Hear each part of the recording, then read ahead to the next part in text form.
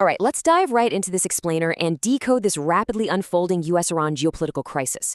I mean, if you've been glancing at the news lately, you already know things are moving at breakneck speed, and honestly, the headlines, they're pretty alarming right now. We're seeing major military chess moves and hearing some of the harshest language imaginable. But look, as focused learners, we know that to really grasp what's going on, we've got to look past all that sensationalism. So today we're going to cut straight through the noise, map out exactly what's happening on the ground, and uncover the hidden strategies driving both sides. To figure out where we are, we first have to look at how incredibly fast things just unraveled. Seriously, the recent ceasefire broke down in just 3 chaotic days this week. It all started on Monday, right? The Revolutionary Guard struck commercial vessels right off the coast of Oman. The response was immediate. By Tuesday, the U.S. launched retaliatory strikes on Iranian military targets, and Tehran fired right back with missile and drone attacks on U.S. bases across the Gulf. Then, by Wednesday, President Trump flat out declared the ceasefire was officially over. This rapid-fire sequence of events sent literal shockwaves through global markets, instantly spiking oil prices and putting everyone on edge. Okay, decoding the posturing. Right now, it absolutely looks like two nations on the brink of war. But to truly understand this escalation, expert Paul Musgrave points out that we have to separate the terrifying public rhetoric from the cold, calculating reality happening behind closed doors. And you know, this perfectly illustrates Musgrave's theory that both sides are just actively testing boundaries here. Look at the comparison. On one hand, you've got escalating threats, we're talking fiery rhetoric, extreme demands, the whole shebang. But on the other hand, look at the concrete actions. The U.S. is waiving sanction suspensions, sure, but they are notably avoiding actually interdicting Iranian shipping. This discrepancy is absolutely crucial. It shows that while they're flexing their muscles to signal what's vitally important to them, they are purposely pulling their punches. Why? To make sure they leave some breathing room for negotiation. And nowhere is this high-stakes test of boundaries clearer than the leverage currently being applied over the Strait of Hormuz. Because of that bottleneck, the international community is scrambling with some pretty creative workarounds. First, the Iranian government is pitching mandatory tolls for safe passage. To counter that, without actually starting a fight, European nations are floating a voluntary protocol. It's basically a Patreon-style voluntary contribution for passage, kind of modeled after systems they use in places like the Strait of Malacca. But then, and this is wild, we have this massive pitch reportedly proposed by Jared Kushner and Steve Witkoff, major sanctions relief. The pitch is for Iran to drop the toll demands entirely in exchange for access to a whopping $300 billion global economy fund. Think about that number. It's a classic negotiation tactic, right? Give up direct control of the strait for massive economic reintegration, so both sides can walk away claiming a win. However, all this quiet background diplomacy, it's currently being completely overshadowed by maximum threats and some severe new intelligence. And let me tell you, this intelligence was not taken lightly at all.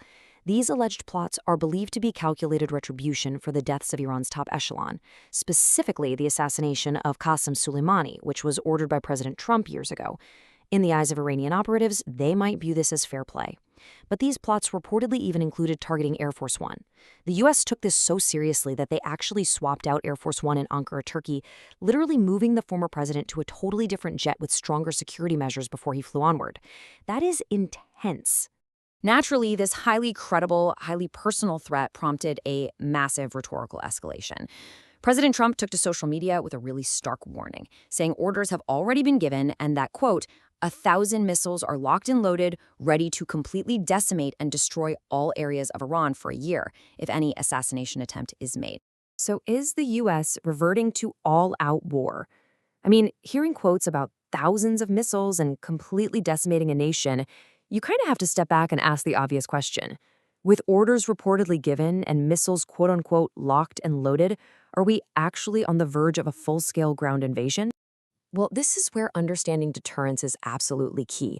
Deterrence is basically a strategy that uses severe threats to prevent an adversary from taking a specific, consequential action that hasn't actually happened yet. Because despite all that apocalyptic language of destruction, experts like Paul Musgrave point out this is a highly calculated maneuver. The extreme rhetoric is specifically engineered to prevent an attack on a high-profile figure, not to arbitrarily kick off a massive war. And honestly, the evidence is right in front of us. The actual military footprint simply does not match the rhetoric of an all-out invasion. We've only seen relatively targeted airstrikes so far.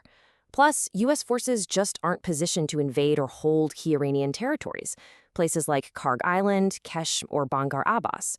There are no massive troop buildups, no concrete plans visible for that kind of massive operation. All of this just proves these threats are powerful deterrents, meant to draw a very hard line while intentionally leaving the door for negotiation wide open. So, finding an off-ramp. How do we get out of this?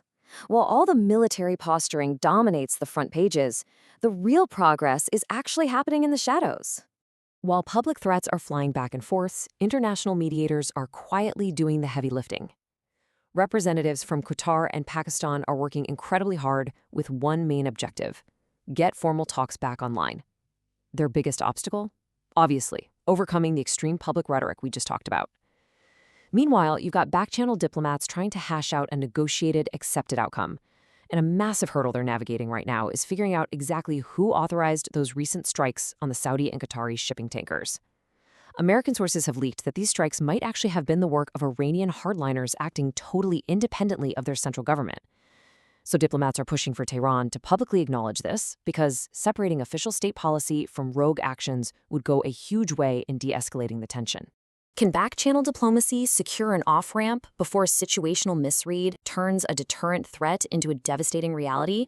Ultimately, what you should take away from this explainer is this. While the headlines are flashing red, the true geopolitical battle is this quiet, desperate race to secure a negotiated outcome before a fatal miscalculation happens. Both sides are playing a very, very dangerous game of chicken, using extreme deterrence to set their boundaries. But will the diplomats be able to secure that off-ramp? Or will a simple situational misread turn a calculated deterrent threat into a devastating reality? That is the real dynamic we need to watch in the days ahead. Think about it. Thanks for joining me, and keep your eyes on the quiet diplomacy behind the loud headlines.